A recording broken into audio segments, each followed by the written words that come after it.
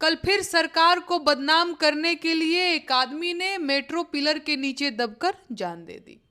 कुछ देशद्रोही सरकार को बदनाम करने के लिए घायल भी हो गए।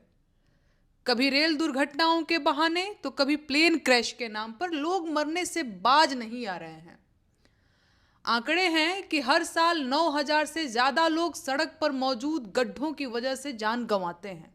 नमस्कार दोस्तों, द रोज ऑन न्यूज पर आपका एक बार फिर से स्वागत है। मैं हूं आपका होस्ट रोहित सोलंकी। आज हम बात करेंगे ऐसे बयान की जिसने सोशल मीडिया पर तूफान ला दिया है। भोजपुरी लोक गायिका नेहा सिंह राठौर एक बार फिर अपने बेबाक अंदाज की वजह से चर्चा में आ गई हैं। इस बार उनका निशाना है देश में हो रही दुर्घटनाएं और सरकार की जवाबदेही। उनका वीडियो इस वक्त सोशल मीडिया पर वायरल हो रहा है और लोग उन पर तरह तरह की प्रतिक्रियाएं भी दे रहे हैं। दरअसल नेहा सिंह राठौर ने अपने आधिकारिक एक्स यानी कि एक्स प्लेटफॉर्म पर एक पोस्ट साझा किया। इस पोस्ट में उन्होंने लिखा, लोग जानबूझकर दुर्घटनाओं में जान गंवा रहे हैं ताकि सरकार बदनाम ना हो जाए। इसके बाद उन्होंने व्यंग्यात्मक अंदाज में कई घटनाओं का जिक्र किया। फ्लाईओवर के नीचे दबकर मरना, गंदा पानी पीकर जान गंवाना, भगदड़ों में फंसकर दम तोड़ना, ट्रेन हादसों में पिस जाना, गिरते विमानों में जलना, बम विस्फोटों में मारे जाना, प्रदूषण से मौत और यहाँ तक कि गड्ढों में डूबकर जान चली जाना। उन्होंने हाल ही के ये जो भी हादसे हुए हैं उनको व्यंग्यात्मक तरीके से सरकार पर निशाना साधा है। दोस्तों, ये शब्द सिर्फ एक पोस्ट नहीं थे, ये एक तीखा तंज था और यही तंज अब बहस का बड़ा कारण बन गया है। कुछ लोगों का कहना है कि नेहा सिंह राठौर ने व्यंग के जरिए व्यवस्था की खामियों को उजागर करने की कोशिश की है। उनका इशारा उन हादसों की तरफ है जो बार बार सामने आते हैं, कभी पुल गिरने से, कभी ट्रेनों की टक्कर से, कभी भगदड़ों में सैकड़ों लोग घायल हो जाते हैं। समर्थकों का मानना है कि नेहा ने सीधे सरकार का नाम नहीं लिया, लेकिन यह साफ संदेश दिया है कि अगर व्यवस्थाएं मजबूत होती तो शायद इतनी जानें ना जाती।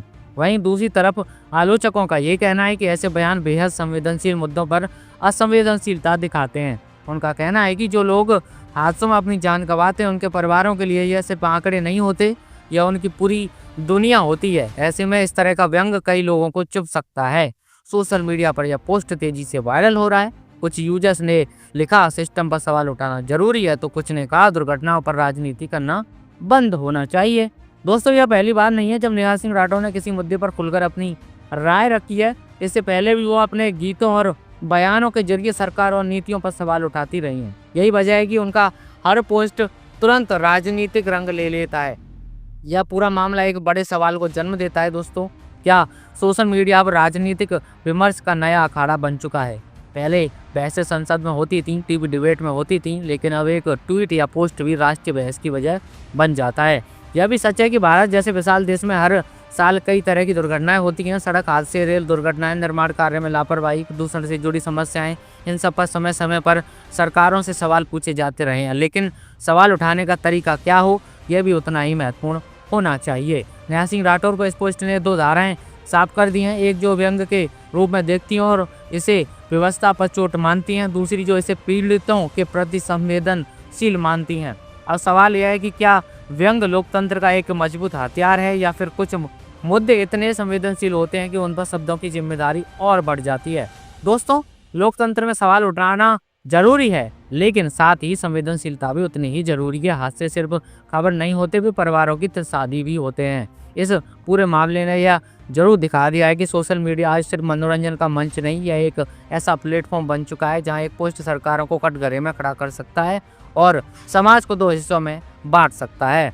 फिलहाल नेहा सिंह राठौर के इस बयान पर आधिकारिक तौर पर किसी बड़े राजनीतिक दल की प्रतिक्रिया तो सामने नहीं आई है, लेकिन सोशल मीडिया पर बहस जारी है और शायद आने वाले दिनों में यह मुद्दा और गरमाए।